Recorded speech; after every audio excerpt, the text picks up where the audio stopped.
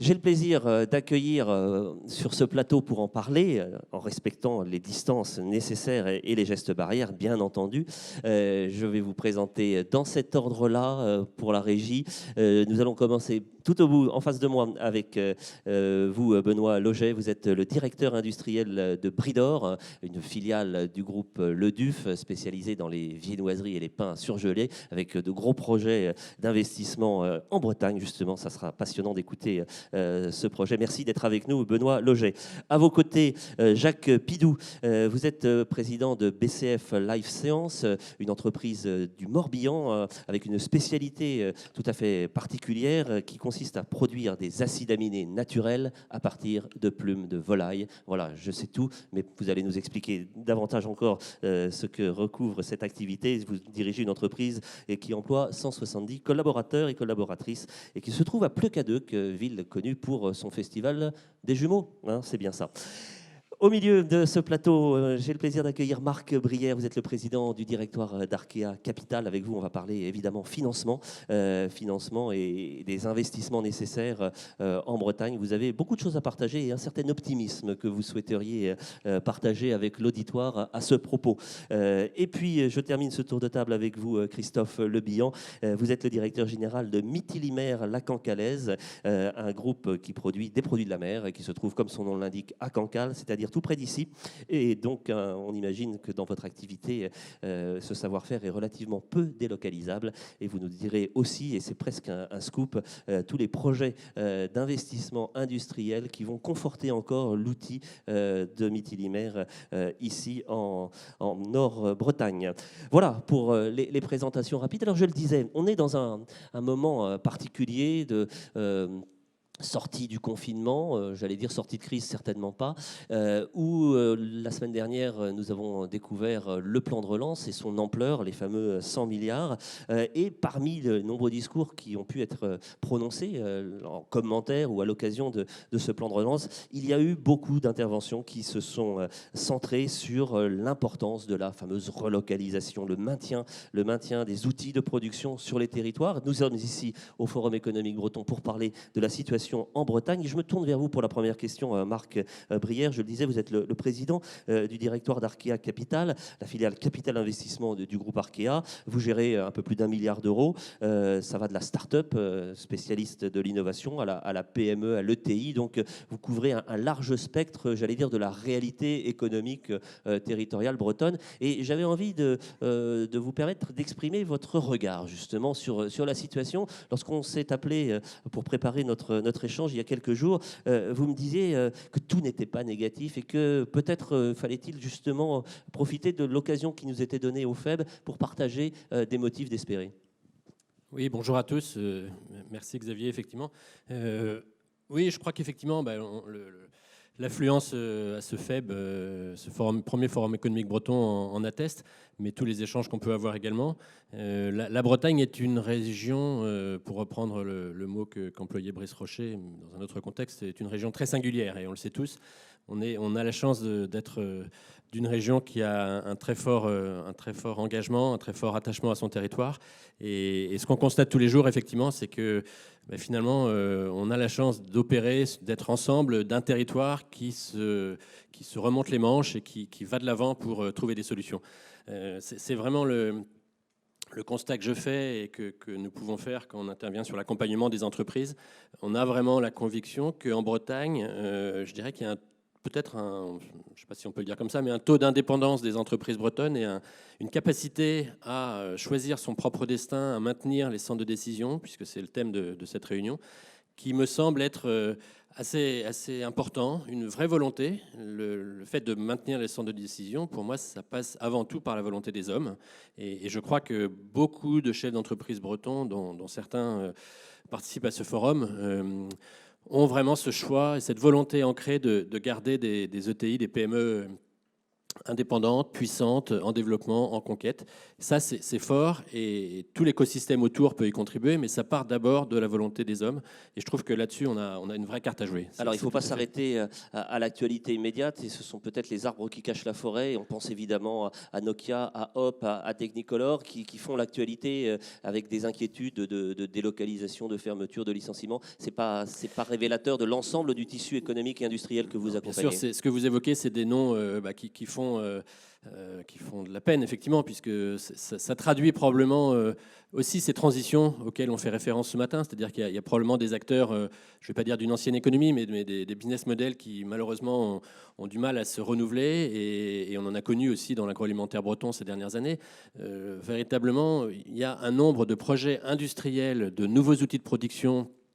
On va en parler toute cette matinée, mais on pourrait en citer de nombreux autres et de belles entreprises qui font le choix de rester en Bretagne alors que notre territoire, sur un plan géographique, est quand même un petit peu à l'extrémité, c'est le moins qu'on puisse dire. Et ces choix-là, ça dépend vraiment de ce que les hommes veulent faire. Et quand on veut garder son entreprise en Bretagne, quand on veut développer un outil de production, on a moyen de trouver les solutions pour le faire. On va pouvoir en parler. On va donner des noms à Marc Brière pour illustrer concrètement cette tendance que vous observez, parce qu'effectivement, il y a des exemples très concrets d'entreprises. Et on va essayer de comprendre avec vous peut-être quels sont les invariants, quelles sont les caractéristiques qui permettent cet ancrage et ce renforcement.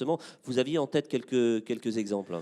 Oui, alors je crois que l'un des maîtres mots pour parvenir à mener à bien une inscription de son entreprise dans la durée sur son territoire, c'est vraiment l'anticipation. On voit des chefs d'entreprise qui ont probablement été contactés à de moultes reprises pour céder leur groupe, pour s'inscrire dans un projet avec d'autres investisseurs très éloignés ou européens ou des concurrents. Et dès lors que la volonté, comme je le disais, est là, ce qui compte vraiment, c'est de faire des choix. Et pour faire ces choix, il faut anticiper. Anticiper, ça veut dire quoi ? Ça veut dire que si je prends un exemple concret comme le groupe Piriou à Concarneau, qui est un groupe qu'on connaît bien. Construction navale. Voilà, qui est sur un métier pas facile, hein, on le sait tous. La construction navale, c'est un métier sur lequel il y a quand même pas beaucoup de groupes qui gagnent de l'argent. En France, en l'occurrence, pas seulement en France, à l'échelle européenne ou mondiale, c'est des secteurs régulièrement sinistrés. Et malgré tout, on a là un acteur au fin fond de la Bretagne qui investit, qui a une filiale au Vietnam, qui a une filiale au Nigeria, qui a des projets d'implantation d'autres chantiers de réparation navale en Afrique. Dont et qui prépare l'avenir, puisqu'il y a une transmission réussie de l'entreprise. Et dont les dirigeants familiaux, Jacques et Pascal Piriou, et honnêtement, je leur tiens mon chapeau, ont fait le choix de petit à petit faire monter au capital des managers du groupe, les principaux managers du groupe, par étapes successives, avec forcément des choix qu'ils assument, impliquants en termes de contraintes que cela génère, sur des modalités financières qui également pèsent globalement, c'est évident, ça ne se fait pas forcément aux mêmes conditions que quand on vend son groupe à un concurrent qui est prêt à sortir le carnet de chèques, mais malgré tout, ça se fait à des conditions de marché, parce que c'est indispensable, donc à des prix équilibrés, et ça permet effectivement, avec des mécanismes financiers, d'endettement, de holding, etc., de permettre la montée en puissance de cet encadrement. Et aujourd'hui, la réalité, c'est que après le 3e ou 4e tour financier, la génération du CODIR, qui est composée de 3 dirigeants tout à fait remarquables, ça passe par des dirigeants de très grande qualité, est arrivée à monter une reprise de l'entreprise en prenant le contrôle, en s'associant avec des acteurs financiers comme nous et d'autres, en l'occurrence la BPI notamment a joué un rôle, et puis on peut les citer également, une entité du Crédit Agricole et une entité qui travaille avec l'Afrique, qui s'appelle Afrique Invest. On joue collectif dans cette histoire. Absolument, il ne s'agit pas de tirer la couverture, ce n'est pas du tout le but. C'est un exemple qui a vocation à être pédagogique, c'est pas plus que ça. Mais qu'est-ce qui s'est passé ? C'est que les dirigeants, Jacques et Pascal Piriou, ont considéré que pour je dirais se regarder dans la glace, entre guillemets, et faire ce en quoi ils croyaient, maintenir une entreprise fondée par leur père, il fallait effectivement passer la main aux managers qui faisaient la création de valeur aujourd'hui, qui faisaient le succès de l'entreprise. Des exemples comme ça, on en a beaucoup d'autres. ce qu'a fait un Joe Le Maire quand il a décidé de reprendre le contrôle de son entreprise pour éviter, Sermeta en l'occurrence à Morlaix, pour éviter qu'elle soit rachetée par un fonds d'investissement américain, Blackstone en l'occurrence, qui avait dans ses cartons un groupe mondial qui avait également la même capacité de production de la partie plastique des échangeurs qui était en Hollande, et qui, lorsqu'il avait visité l'usine, ce groupe industriel avait dit « Ah ben c'est super, vous faites ça à Morlaix, nous on le fait aux Pays-Bas, on pourrait rapprocher les deux ». Je vous pose juste la question de savoir si le rapprochement se serait fait à Morlaix ou aux Pays-Bas. Je pense que vous avez la réponse. Donc voilà, des choix comme ça d'un dirigeant qui, malgré ses 70 ans, a fait le choix de garder son centre de décision et de le rapatrier en Bretagne grâce à des outils de financement long terme. Voilà, c'est essentiel de pouvoir s'inscrire sur le long terme. On peut trouver des solutions et on n'est là que pour servir l'intention et le projet des dirigeants que nous accompagnons. Donc cette capacité, on l'a. Reste à se mettre autour de la table le plus en amont possible et à, je dirais, ne pas attendre d'être au pied du mur. Après, il faut bien dire que ça ne s'applique pas, on l'a dit, dans des cas de boîtes un petit peu en difficulté, mais c'est vrai aussi sur des entreprises sur lesquelles certains dirigeants estiment ne pas avoir de successeurs ou considèrent que pour sécuriser les emplois de leurs salariés, il vaut mieux s'adosser, comme l'a dit Brice Rochet tout à l'heure, avec un concurrent plutôt que de vouloir coûte que coûte maintenir une entreprise indépendante. Donc ça ne s'applique pas dans tous les cas.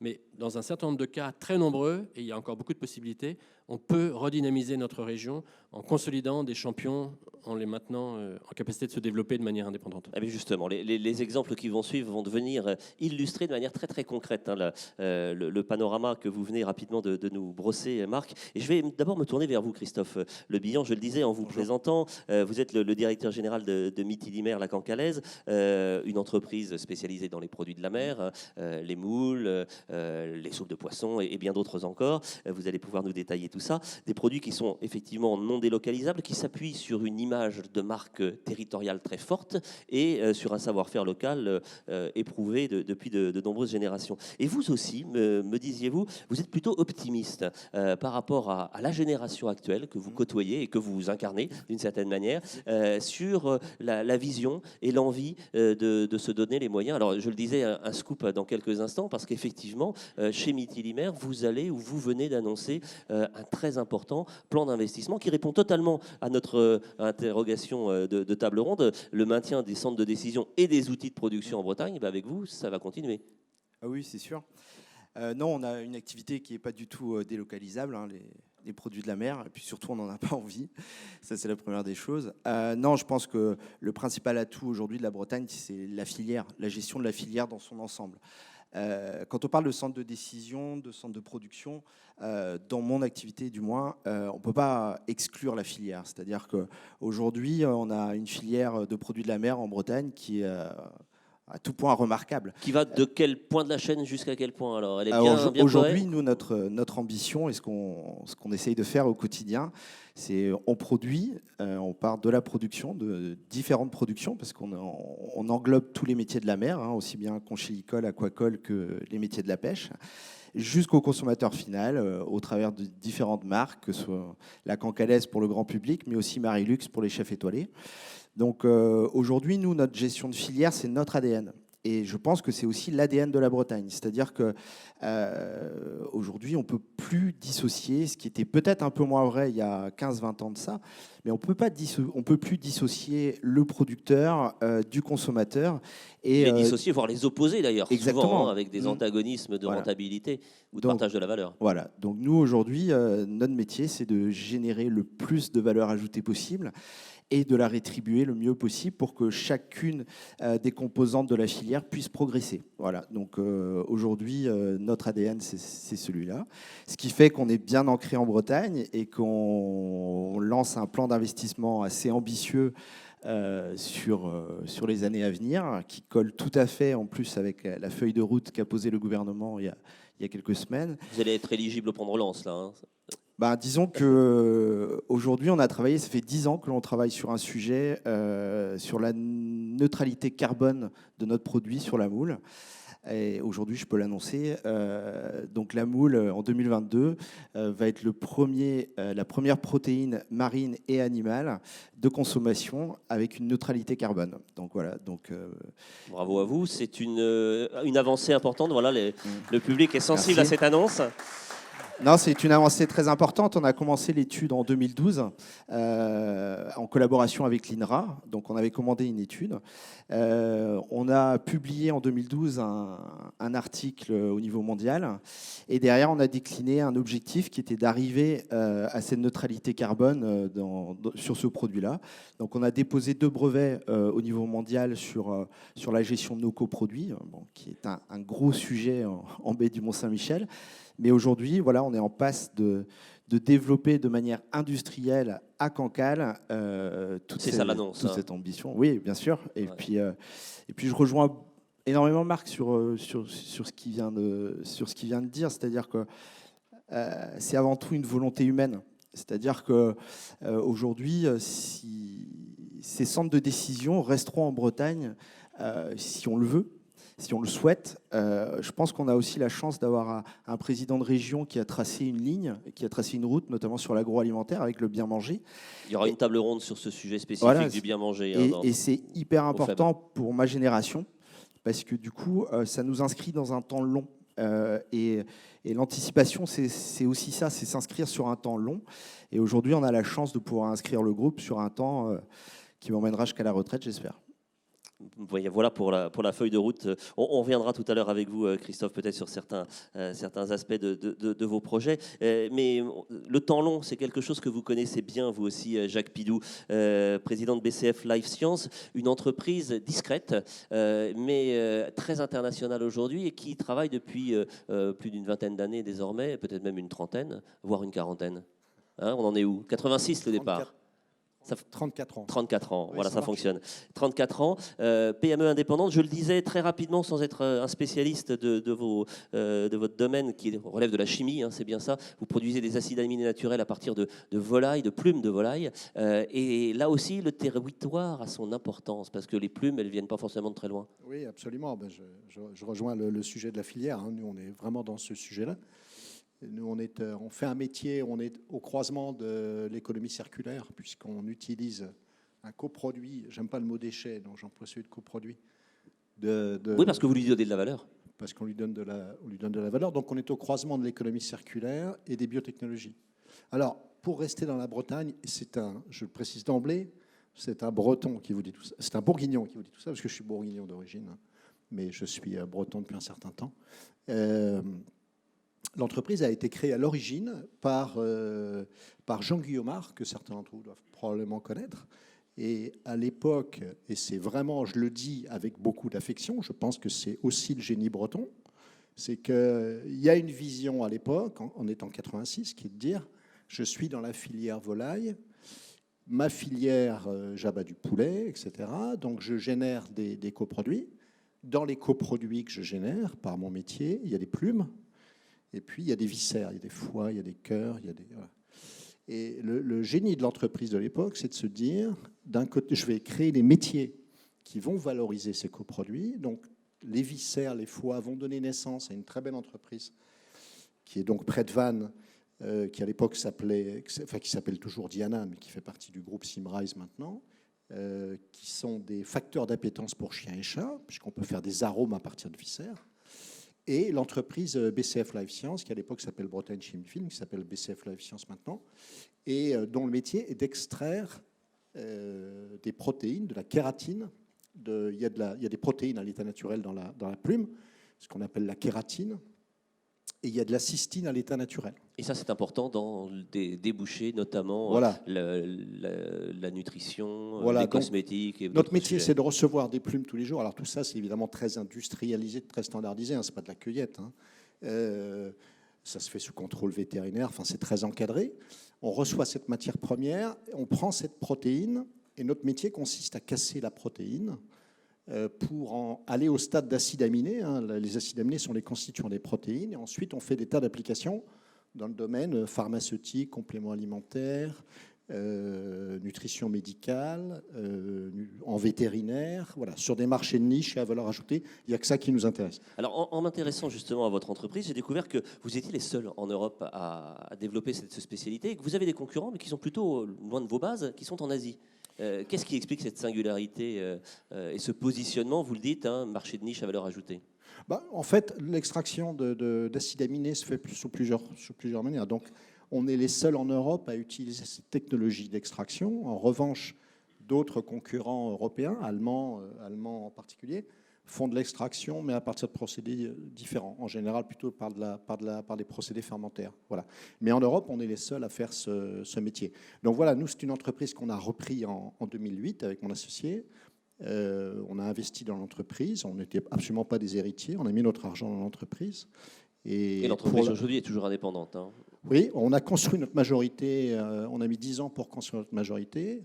Donc on est devenu majoritaire. On a un fonds d'investissement à nos côtés. Et puis nos salariés maintenant. Et puis vos salariés. Ça aussi, c'est quelque chose d'important dans le maintien des centres de décision sur le territoire. Vous avez souhaité associer, donner la possibilité à vos collaborateurs, 170 collaborateurs, c'est ça ? 180, oui. 180 aujourd'hui, la possibilité, disais-je, de devenir actionnaire, de prendre des parts dans l'entreprise, et ils ont répondu plus que présent. Oui, alors c'est une décision qu'on a. Ça s'est fait en 2 étapes. La première étape s'est faite en 2016, d'ouverture du capital. Ça avait été un semi-succès, donc un semi-échec, mais pour des raisons qui se comprennent, probablement parce qu'on avait à l'époque pas encore une vision aussi claire qu'on l'a aujourd'hui de notre entreprise, et puis on avait peut-être aussi des équipes moins alignées sur le projet. Et en 2019, on décide d'ouvrir le capital à l'ensemble des salariés. Alors ça se fait de manière très, très simple. Ça s'est fait par l'ouverture d'un FCPE. Et on a permis à l'ensemble de nos salariés, via la participation et l'intéressement, d'investir tout ou partie de leur participation et intéressement dans ce FCPE pour devenir actionnaire de l'entreprise et d'une certaine manière partager les fruits de la croissance créée par l'entreprise au même titre qu'un actionnaire. Ça a changé des choses dans la gouvernance de l'entreprise, dans le climat social aussi. Non, pas dans la gouvernance. Ça a changé une chose, c'est absolument fondamental. D'abord, 80% des salariés ont investi. Donc tous les salariés ont investi. Ça veut dire que ça vous a surpris ce taux de participation record là ? En France, les chiffres sont simples. C'est 4% des PME ouvrent leur capital. Et le taux de souscription moyen, c'est 50%. Bon, donc oui, c'était une performance en soi. Après, on s'est fait un peu plaisir. On a reçu le Grand Prix de l'actionnariat salarié, etc. Mais bon, ça, c'est des récompenses qui font plaisir, mais ce n'est pas l'essentiel. C'est une preuve d'adhésion à votre stratégie et à la vision que vous avez de l'entreprise. C'est une preuve d'engagement qui est extraordinaire. Et en fait, ce qu'on dit toujours aux gens, c'est que quand on a passé cette étape-là des 80%, c'est qu'il y a une chose fondamentale qui n'est pas discutable dans l'entreprise, c'est la confiance et l'engagement. On peut avoir des difficultés, des sujets à régler, on peut parfois s'engueuler et ne pas être d'accord, mais il y a un socle fondamental qui est le fait qu'on a des gens engagés avec nous. Marc Brière, peut-être un commentaire sur le témoignage qu'on vient d'entendre de la part de Jacques Pidou sur cet engagement des collaborateurs et des collaboratrices, y compris sur un plan capitalistique et investissement. C'est un des leviers possibles pour favoriser le sujet qui nous intéresse ce matin. C'est absolument évident. Enfin, je pense que c'est un exemple remarquable, à la fois qui traduit cette notion de volonté forte, d'anticipation, et puis on le sait bien, dans une entreprise, ce qui fait tourner l'entreprise, ce qui crée la richesse et la croissance, c'est les hommes, c'est l'adhésion de l'ensemble d'une structure. Et ça, c'est absolument exceptionnel, puisque plus on a une capacité à faire en sorte que les salariés se considèrent leur entreprise, cette entreprise dans laquelle ils viennent travailler tous les matins, comme la leur, comme celle à laquelle ils vont contribuer, on est gagnant. Et je voudrais juste ajouter que pour moi, dans la crise actuelle, c'est, je pense, l'un des enjeux liés à la fois à des facteurs de sortie de crise, ça fait partie des facteurs de sortie de crise facilitateurs. Et je crois que c'est aussi une réponse pour les jeunes générations. Il y a une capacité de proposer à des jeunes générations de s'inscrire dans des projets aussi entrepreneuriaux parce qu'ils en ont la volonté et la capacité. Jacques Pidou, d'ailleurs, d'un mot peut-être pour poursuivre sur cette remarque et cette analyse. Vous me disiez l'autre jour, lorsqu'on en discutait ensemble, que la crise actuelle allait peut-être agir comme un révélateur à l'égard des territoires et rendre attractif à nouveau aux yeux de certaines populations, notamment de jeunes professionnels, les entreprises installées, non pas dans les grandes métropoles, dans les grandes villes, mais au cœur d'un territoire. Et vous commencez peut-être à en mesurer les premiers bénéfices. Oui, on avait commencé à le mesurer, comme beaucoup d'entreprises, je pense, en particulier sur les cadres. Il y a une attractivité de la Bretagne qui est très forte. Et bon, mis à part le problème des conjoints, qui est toujours compliqué à gérer pour le recrutement de cadres, donc il y a des initiatives qui se font. En particulier dans votre territoire. Oui, Hein. il y a des associations dans lesquelles on peut trouver des jobs pour les conjoints, etc. Donc ça se fait. Il y a une forte attractivité du territoire qu'on ressent. Je voulais dire quelque chose que je viens d'oublier, donc je vais laisser ma parole par rapport à votre question, mais je viens de...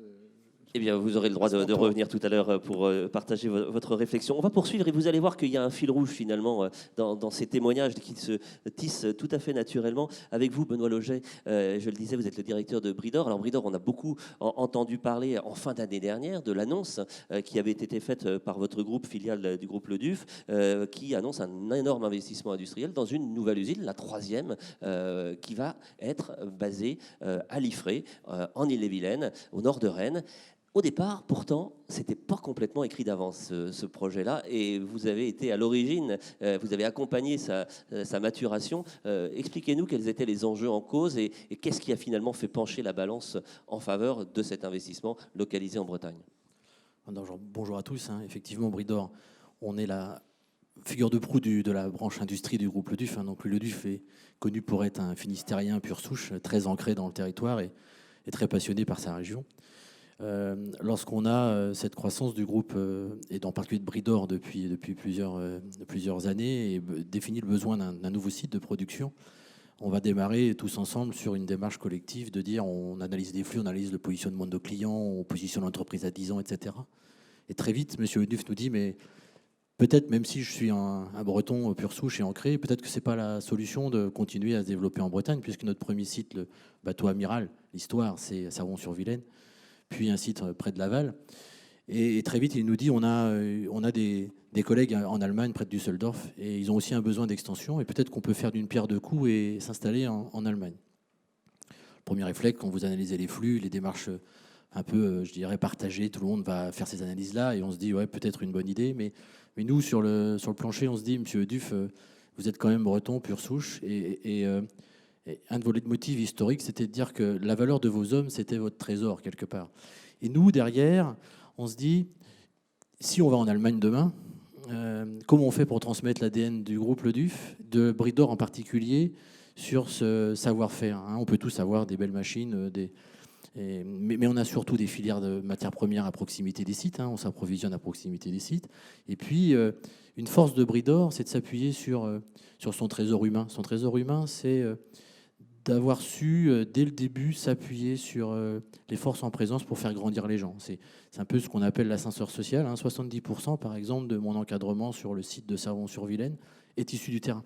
Mes chefs d'équipe, c'est des gens les plus anciens, ont 30-31 ans de maison. Ils ont connu toute l'histoire. Toute l'histoire et toutes les étapes et tous les métiers. De développement, c'est ça. Et donc là, à un moment donné, on lui dit, monsieur Duf, l'Allemagne, c'est pas une bonne idée. On connaît l'intérêt pour transférer le savoir. Et puis, si on arrive à être un peu plus proche de Servon ou d'Auvergne, on aura peut-être l'occasion aussi de donner encore une relance à des espoirs. Et puis, ce qu'on a fait à Servon-sur-Vilaine et ce qu'on a fait à Louvernay, près de Laval. Et là, il écoute, il nous dit pas non, mais on est aussi pas mal challengé. Donc, il y a des régions de France, ça appelle de partout. Un projet comme celui-ci, une entreprise qui a, en moins de 6 ans, fait près de 100 000 tonnes, qui a fait 80 000 tonnes de viennoiserie l'année dernière sur Louvernay. C'est énorme, c'est des sites qui sont gigantesques. Le site de Servon, dans notre métier, c'est pas pour faire les fers à bras, c'est le plus gros site du monde dans notre métier. Dans viennoiserie haut de gamme au beurre, vous avez eu la chance, j'espère, d'apprécier ce matin au petit déjeuner les quelques viennoiseries. On vous en remercie. Non, mais c'est pas pour la forme, mais c'était l'importance de montrer qu'on est attaché à la qualité du produit. Ça, c'est l'ADN de ça sortait de l'usine de Servon. De Servon ce matin. Et Edouard de Tanguy, qui est avec nous dans la salle, est allé les chercher dès 6h15. Donc, c'était plutôt sympa. Et donc, derrière, avancer sur des territoires locaux français, autre solution, avec des discussions on avait parlé de la région de Lyon, la avec région de l'aéroport. Oui, ça, parce qu'un hub qui permet l'agilité, la mobilité. Il le disait tout à l'heure, Brice Rocher, l'agilité. Quand vous avez des clients à l'étranger qui peuvent partir le matin et rentrer chez eux le soir, on en parlait tout à l'heure, à l'époque, c'était un des points importants pour M. Le Duf. On ne va pas refaire l'histoire de Notre-Dame-des-Landes on l'a souvent entendu s'exprimer sur le sujet. La crise est arrivée, et finalement, c'est dans cette tempête qu'on voit les grands marins, ils nous disent souvent ça, en se disant battons-nous. Et nous, on a réussi à lui dire, mais M. Le Duf, notre force, il y a des territoires en Bretagne, il y a des territoires en Ille-et-Vilaine. On peut faire un vrai challenge économique, on peut faire un vrai challenge écologique, hein, c'est-à-dire que ce projet-là, il est structurant pour le développement de l'entreprise, on en a besoin. Par contre, on peut à la fois développer 3 axes. Un axe écologique, c'est-à-dire s'orienter vers des nouvelles obligations, quelque part, pas seulement réglementaires, mais dans notre RSE, dans notre capacité à... Il y a un côté laboratoire C'est de, ça, de cet investissement. Cet investissement, ça doit être notre plateforme. Elle va être normalement certifiée BRIM. BRIM, c'est international, la norme HQE en France, franco-français. C'est au-dessus. C'est plutôt transverse, c'est-à-dire qu'on a des usines au Canada, aux États-Unis. L'idée, c'est que finalement, on puisse discuter avec nos collègues transatlantiques, parler de la même chose sur l'environnement. Donc ça, c'est l'acte fort. On sait que l'eau est une ressource qui va être de plus en plus difficile à gérer. Donc comment on fait pour faire des économies d'eau, mieux gérer la ressource encore, les énergies, etc. On en a parlé tout à l'heure. Et puis on lui dit, monsieur Leduf, le deuxième point, c'est quand même notre qualité premium. Ça, nos matières premières, nos ressources, nos environnements proches, il faut continuer à les maintenir. Et puis Circuit le troisième court, point, là aussi, dans l'approvisionnement, la maximum, traçabilité. Voilà, avec des entreprises locales. On travaille plutôt comme des partenaires, hein, plus que comme des fournisseurs. C'est notre philosophie en soi. Alors on ne peut pas non plus être 100% sur ces réseaux-là, mais c'est la démarche que l'on développe. Et puis le troisième point, c'est l'emploi et la formation, hein, avec des programmes qui sont assez novateurs dans certains cas, mais qui nous permettent, avec cette volonté de faire un vrai ascenseur social, de donner... Qu'est-ce que vous entendez par là? Parce que vous avez déjà employé l'expression tout à l'heure. Vous allez faire monter vos collaborateurs des 2 sites existants dans la future usine, qui devrait à terme employer, je crois, 500 salariés, c'est ça? C'est ça, l'objectif. C'est une usine sur les plans de développement tels qu'on est aligné. L'exemple de Laval le prouve, en fait. On est même en avance sur notre schéma, puisqu'il y a plus de 300 salariés en moins de 6 ans, hein, sur une usine comme celle-ci, où en fait on va avoir un melting pot des gens du territoire. C'est important, hein. C'est-à-dire que si l'IFRE, par exemple, comme d'autres territoires, Fougères nous avait aussi proposé un terrain, mais si on arrive à intégrer ce genre de territoire, c'est aussi pour à la fois intégrer des gens du local, qu'on combine avec nos forces et nos gens qui ont l'expérience, et cette combinaison et ce melting pot apportent de la richesse. Et humainement, en fait, c'est l'opportunité pour des jeunes qu'on a rentrés il y a peut-être 10 ou 15 ans. Il y a très peu de turnover chez nous, on est à 2,7, 2,8%. Quand les gens rentrent, ça offre des perspectives. C'est ça. Et quand vous arrivez avec 2 sites qui commencent à être saturés, vos jeunes vous disent, après tout, au bout de 5, 6, 7 ans, mais finalement, mon avenir, à moi, j'aurais bien aimé m'occuper d'une équipe de 5, 6, là, j'aurais bien aimé m'occuper d'un atelier. Mais quand vos gens sont en place, quelle promesse on peut leur faire? Aucune. Il faut, d'un moment donné, leur donner aussi un avenir et des possibilités à proximité. Et on peut faire une vraie combinaison intelligente entre les économies, l'impact carbone, la motivation sociale, faire grandir nos gens. Ça ne veut pas dire que les gens qui vont rentrer, je dirais qu'ils ne connaissent pas l'entreprise, n'ont pas d'espoir, mais quand vous êtes sur un schéma 8-10 ans avec 500 emplois à la clé, avec une unité de production qui doit être une plateforme innovante sur tous les métiers. Avec du digital, bien avec entendu. du digital, etc. Forcément, vous allez voir apparaître plein de nouveaux métiers qui n'étaient pas encore au sein de l'entreprise. Merci beaucoup, Benoît Loger. On n'a pas de cité, mais on va le faire. Hein. Le montant de l'investissement annoncé, c'est 250 millions d'euros. C'est un montant de 250 millions d'euros sur 8 à 10 ans, hein, avec une première tranche. Donc là, on est en concertation actuellement. Oui, hein, il y a les enquêtes publiques en ce moment. Alors, concertation, c'est avant l'enquête publique, hein, c'est-à-dire que du fait du montant de l'investissement et de la taille du projet, on partage avec les territoires. Ce qui est important dans comment rester sur un territoire aussi. Oui, on est sur notre sujet. C'est ça, on en reparlera, mais peut-être c'est trouver des partenaires locaux qui ont envie déjà de vous accueillir. Ça, c'est le premier point. Mais il faut aussi que la population puisse échanger, faire part de ses craintes. Et nous, on doit apporter aussi des solutions et des réponses. Donc la concertation, c'est cet objet-là. C'est obligatoire. Hein, ça dépend de la CNDP, la Commission nationale du débat public. Et on doit, dans un protocole très particulier, mettre en place des tables rondes, des échanges, etc. Ce que l'on fait actuellement. Et jeudi, ça recommence hein, pour vous, c'est ça? Et ça recommence demain. Même demain, voilà.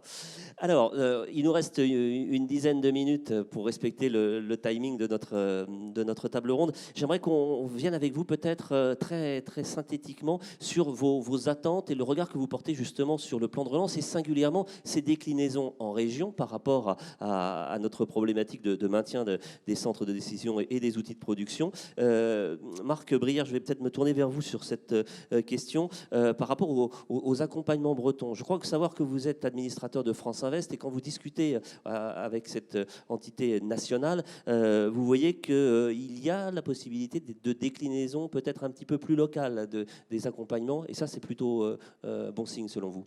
Effectivement, France Invest, qui est l'association professionnelle des investisseurs en fonds propres, des investisseurs financiers, travaille depuis le mois d'avril avec les pouvoirs publics pour prendre l'initiative de proposer avec des ressources émanant à la fois du public et du privé, notamment les assurances, les groupes bancaires, etc., de proposer des systèmes qui permettent de renforcer les capacités de renforcement des fonds propres pour des entreprises fragilisées. C'est sûr que la période n'est pas facile. Les entreprises ont été alourdies par des endettements complémentaires. Il a fallu tenir. Il faut saluer quand même la réactivité et les solutions qui ont été mises en place par les pouvoirs publics dans des délais très courts. Enfin, le robinet financier a fonctionné. Il y a eu relativement peu d'entreprises finalement à ce stade qui ont dû interrompre leur activité définitivement.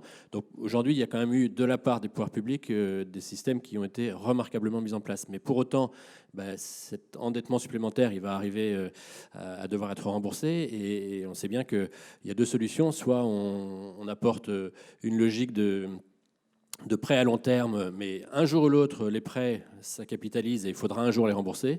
Soit on trouve des solutions pour faire en sorte que ces entreprises voient leurs fonds propres renforcés par des vrais fonds propres.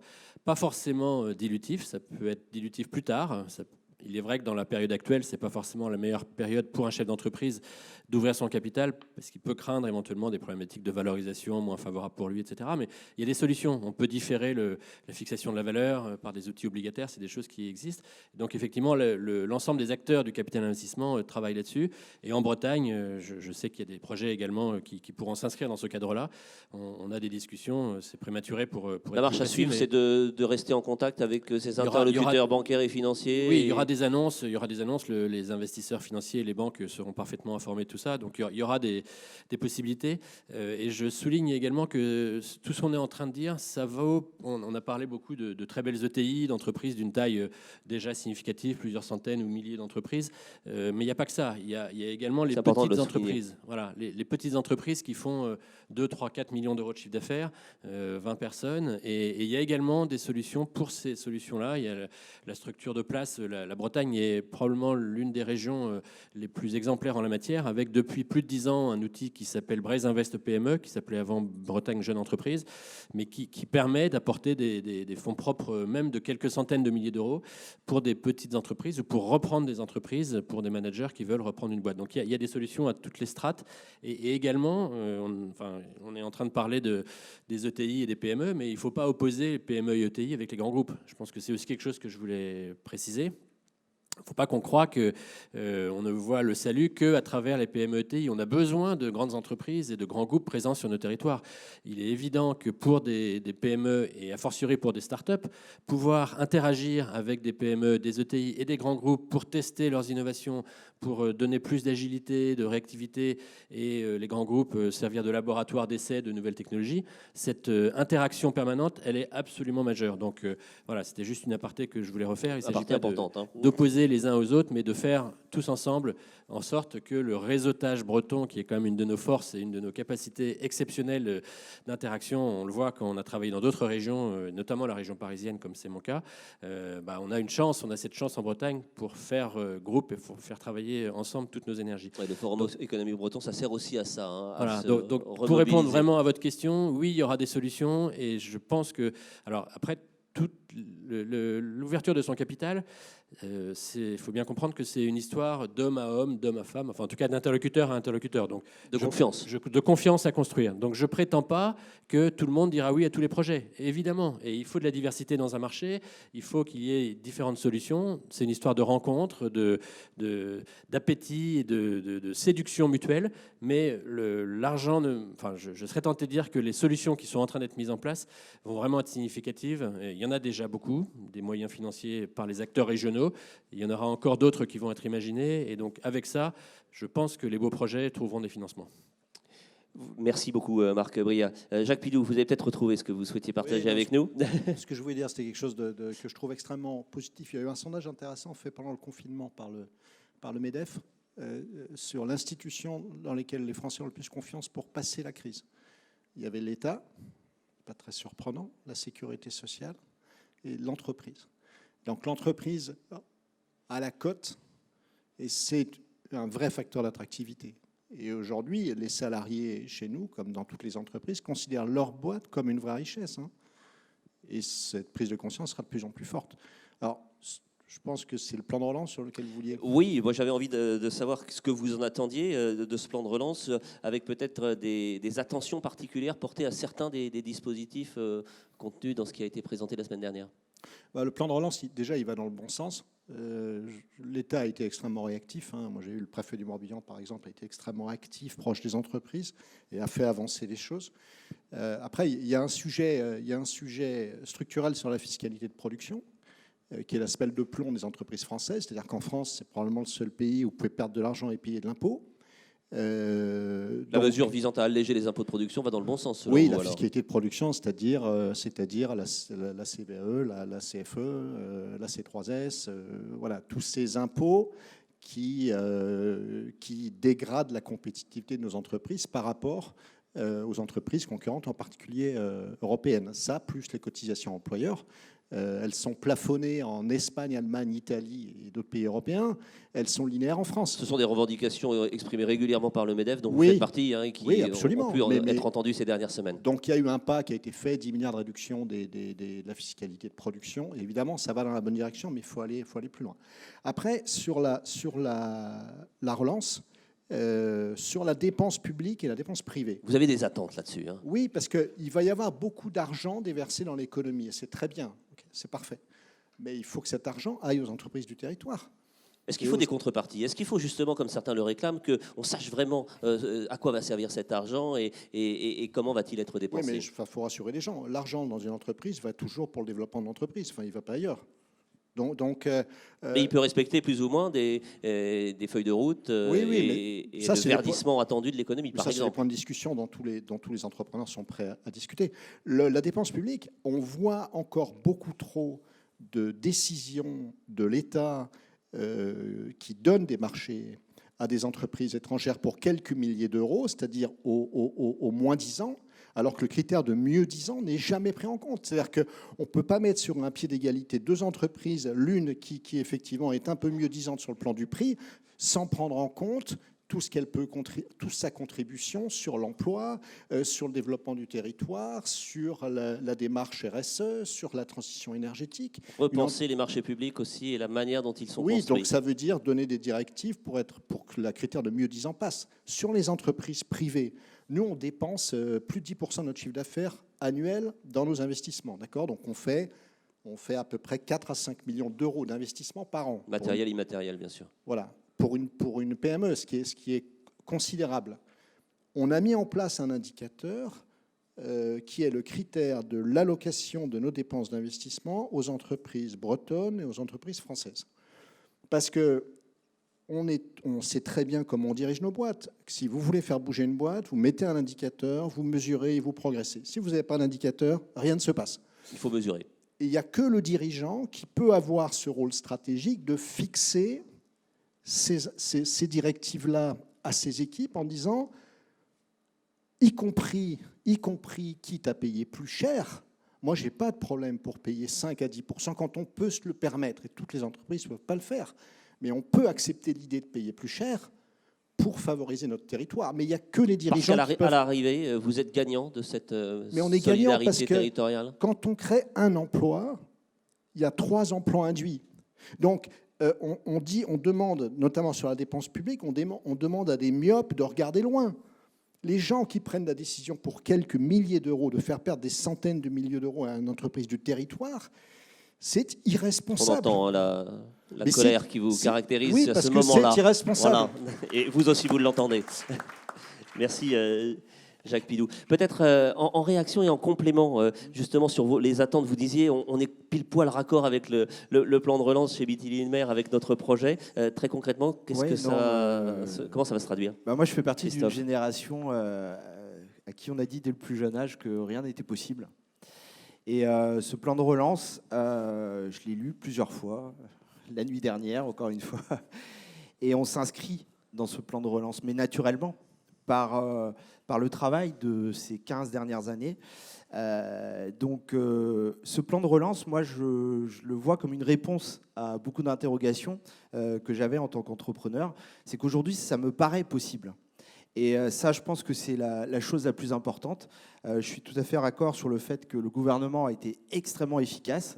Et les mesures sont très claires. Donc, c'est-à-dire qu'on a des mesures sur lesquelles on peut vraiment s'inscrire. C'est-à-dire c'est tout simple, vous cochez les cases suivant le projet que vous avez. Et aujourd'hui, moi, ça me rend hyper optimiste. Alors, faut pas oublier non plus dans quel état on était avant cette crise du Covid. Avec des métiers en tension, des difficultés de recrutement. Voilà, il y avait des métiers en tension, il y avait des difficultés de recrutement, mais on était quand même sur un élan économique extrêmement positif. Donc moi, je pense qu'il faut qu'on reprenne cet élan, qu'on surfe sur cette nouvelle vague là qui nous apparaît.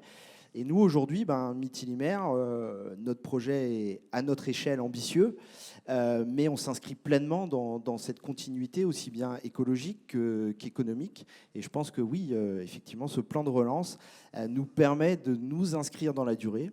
Par contre, je rejoins aussi ce que vous venez de dire, c'est que moi, dans mon parcours, je suis désolé, mais j'ai vu des projets subventionnés. Franchement, c'était n'importe quoi dans les produits de la mer. Il y a eu des choses qui ont été faites. Voilà, moi, je pense que maintenant, il faut peut-être donner aussi la chance à ceux qui ont déjà prouvé et ceux qui font. C'est-à-dire que l'économie réelle, les investissements, pas dans 10 ans, mais aujourd'hui, et qui vont créer de la valeur ajoutée et de l'emploi. Je pense que si on arrive à faire ça, voilà. Retour à des fondamentaux, à une forme de Exactement. bon sens. Merci Christophe Le Bihan. Jacques, chacun va pouvoir ajouter un dernier mot de conclusion, Juste puisqu'on un arrive mot. au terme de notre échange. Ce que j'ai dit sur la dépense publique, je le dis d'autant plus que je ne dépends pas de la dépense publique. D'accord ? Donc il n'y a pas d'ambiguïté, je ne suis pas dans ce sujet-là. Mais par contre, il y a trop d'exemples autour de nous sur ce sujet. Pour conclure, puisque nous arrivons au terme de cet échange, peut-être que chacun d'entre vous pourrait, de manière synthétique, nous donner la vision qui est la sienne des mois qui viennent. Chacun dans votre activité, il y a des priorités qui sont en train d'apparaître, qui n'étaient pas forcément celles auxquelles on pensait avant la crise et avant le confinement. Aujourd'hui, vous regardez peut-être vos projets stratégiques différemment. Quelle est justement la priorité des prochains mois, chacun dans votre domaine? On commence avec vous, Benoît Loget, pour Bridor.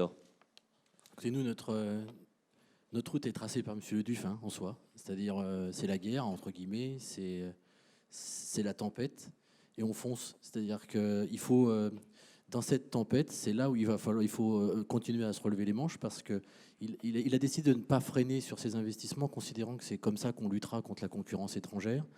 Il a décidé de valider l'installation de notre troisième projet sur le territoire de Liffré-Cormier. Il a décidé de soutenir ses hommes pour pouvoir, permettre à l'entreprise de passer ces moments difficiles. Il y a des pans entiers de l'économie qui se sont effondrés. On est fournisseur, mais on est aussi, avec la branche retail, propriétaire de chaînes de restaurants. Donc je ne vous explique pas ce que ça peut représenter pour un groupe comme le nôtre, mais le combat est là. Donc notre objectif, c'est soutenir, apporter des solutions à nos clients, parfois qui sont en souffrance aussi. Alors on ne se substitue pas au système bancaire, bien au contraire, mais on est en mesure, on l'a fait sur des prestataires de matériel, sur des choses Ça change la relation. De faire le droit. On est plus en circuit court, là aussi, en direct. On doit travailler aussi, on l'a fait et on le fera encore. Et puis, c'est de donner de l'espoir à nos équipes, de leur dire... tout à l'heure, M. Brice Rocher disait, la première semaine, je pensais au cash, la deuxième semaine, je pensais aux gens. Nous, la première semaine, on a pensé aux gens, mais ce n'est pas un concert, parce qu'en fait, et je pense qu'on a tous vécu ça dans l'entreprise. Il y a un premier phénomène de stress. La sidération, on a tous dit ça. C'est ça. Qu'est-ce qui va se passer notre santé? Qu'est-ce qui se passe? Qu'est-ce qui se passe dans nos familles? Est-ce que nos enfants auront le bac, pas le bac, BTS, l'école d'ingénieur? Qu'est-ce qui va se passer? Puis la deuxième semaine, on a eu finalement les gestes barrières, on les a mis en place, donc ça va aller. Qu'est-ce qui va se passer pour l'entreprise? Est-ce qu'on va survivre à ça? Faisons tous ces efforts tous ensemble et puis on va y arriver. Puis troisièmement, c'est finalement ce déconfinement, comment il va se mettre en place et comment on va y arriver. Donc c'est plus ce schéma-là.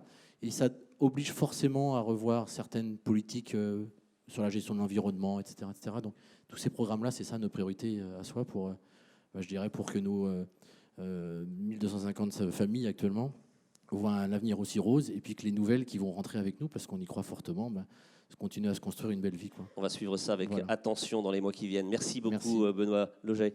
Chez vous, BCF Life Science, Jacques Pidou, les prochains mois, ils vont être teintés de quelle volonté? La volonté de continuer à grandir. On a eu beaucoup de croissance en 10 ans. On est passé de, je ne dis pas ça du tout pour faire le malin, c'est pas le sujet, mais on est passé de 15 à 40 millions d'euros de croissance organique. Donc on a eu beaucoup à l'international aussi. Ah oui, voilà, on fait beaucoup d'international. Donc on a eu la croissance, ça se gère. Et puis vous courez souvent après la croissance parce que la croissance génère des besoins d'organisation et l'organisation doit rattraper la croissance. Donc on a été beaucoup dans cette phase-là. La difficulté aujourd'hui, c'est d'abord il faut beaucoup communiquer vis-à-vis des salariés. Je pense que c'est un élément absolument fondamental. Il ne faut pas leur lâcher la main, si je puis dire. C'est évidemment une image, mais il faut à la fois leur laisser l'autonomie qu'il faut et en même temps beaucoup les accompagner, leur expliquer où on va. Répondre à leurs questions aussi. Et la difficulté, c'est il faut continuer à leur parler de la vision qu'on a de l'entreprise. Bien sûr, il faut regarder son cash, bien sûr, il faut gérer ses clients, il faut continuer à se développer, mais il y a des sujets absolument fondamentaux qu'il faut continuer à faire avancer. La RSE, nous, on a engagé une démarche RSE depuis à peu près 1 an. On a beaucoup de choses à faire. On a beaucoup de sujets sur la transition énergétique. Donc, il faut mettre les équipes dans cette dynamique-là pour que la boîte continue à avoir cette vision très long terme de son Et si je vous ai bien écouté, son mettre en place avenir. les indicateurs qui permettront de mesurer les progrès parcourus. Oui. Et puis, mettons pas tout sur le dos du Covid. La crise, il y a beaucoup de choses qui sont entre nos mains. C'est aussi ça qu'on dit aux équipes.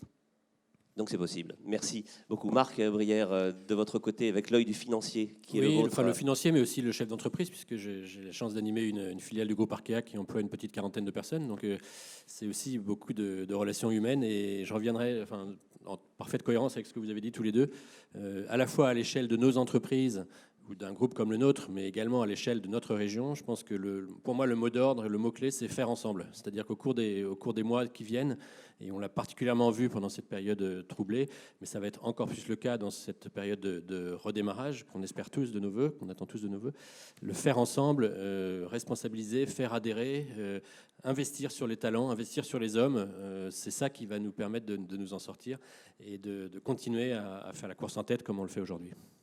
Merci beaucoup Marc. Allez, le mot de la fin avec vous Christophe Le Billon. On a compris qu'il y avait un gros programme là, qui se lançait, 15 à 20 millions d'investissements sur plusieurs années. Oui, on verra verra. l'enveloppe Voilà. à ce moment-là. Mais oui, là, on est à la 2e étape de notre projet. Je tiens à souligner aussi, on a fait partie d'un programme d'accélération avec la BPI qui nous a énormément aidé, notamment à faire un point global sur notre projet. Et c'est un outil à la décision. Challenger aussi. Voilà, un outil à la décision qui est assez intéressant. Et l'année 2021, ça va être levée de fonds et investissement. Donc, on est dans la 2e étape du projet qui va nous projeter, j'espère, pour les 20 années à suivre. Voilà.